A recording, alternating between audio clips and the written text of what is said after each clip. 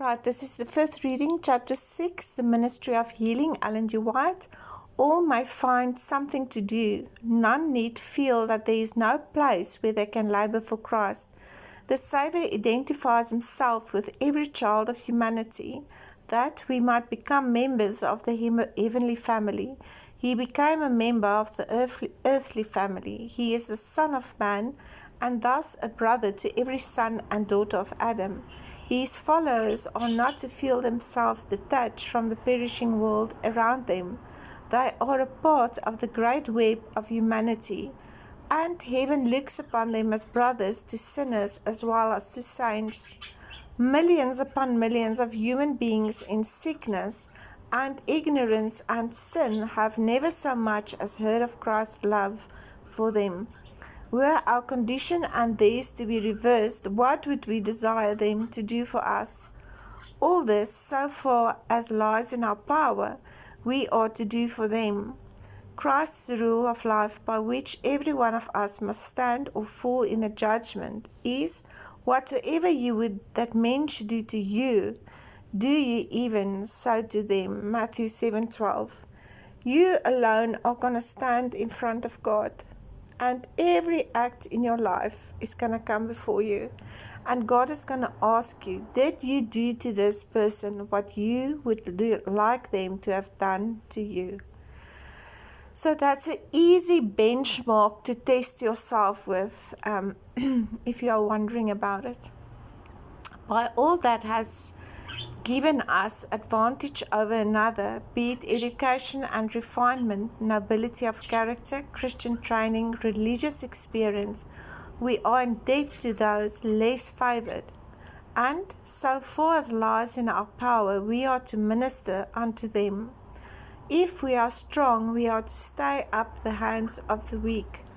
Angels of glory that do always behold the face of the Father in heaven, joy in ministering to his little ones. Angels are ever present where they are most needed, with those who have the hardest battles with self to fight, and whose surroundings are the most discouraging. Weak and trembling souls who have many objectionable traits of character are their special charge. That which selfish hearts would regard as humiliating service, ministering to those who are wretched and in every way inferior in character, is the work of the pure sinless beings from the court above. Jesus did not consider heaven a place to be desired while we were lost. He left the heavenly court for a life to reproach and insult and death of shame.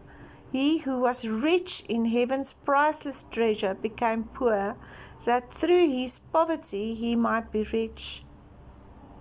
That through his poverty we might be rich. We are to follow in the path he trod. So don't chase earthly riches. I don't say don't work hard and look after yourself, but don't chase worldly fame, worldly riches. Do it for the right reasons. If you are blessed with the leadership character, and God places you in a very responsible position, and you do receive a lot of money, that is fine. But use your position, use your influence to do good to others. I can give you many examples of very good leaders that is doing exactly that. He who becomes a child of God should henceforth look upon himself as a link in the chain let down to save the world, one with Christ in his plan of mercy, going forth with him to seek and save the lost.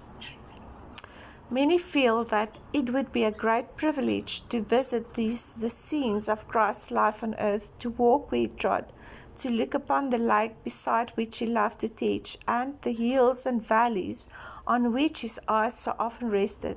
But we need not go to Nazareth, to Capernaum, or to Bethany in order to walk in the steps of Christ.